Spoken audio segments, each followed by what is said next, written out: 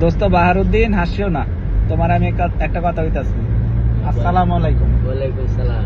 এই 1 মাস পরে এই সালামটা কিন্তু আপনার উপরে থাকবো না। কেন থাকবো না জানেন? আপনার ভিসা শেষ।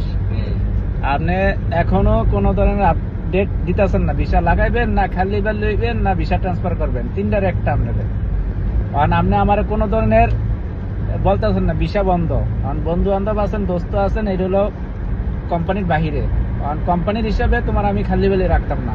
কারণ তুমি কি করবা? তোমার আরবা করে বলবা যে হ্যাঁ ভিসা রিনিউ করতে, নাকি টাকা দিতে ভিসা লাগাইতে, নাকি খালি বেলি হইয়া হের অফিসে কাজ করবা।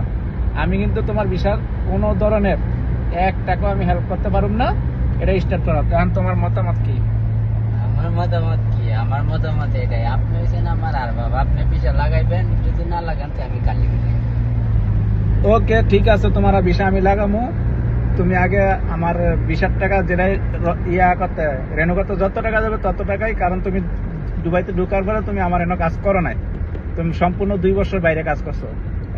ভিসা রেনু করতে যত টাকা খরচ যাবে এটা তোমার পে করতে হইব।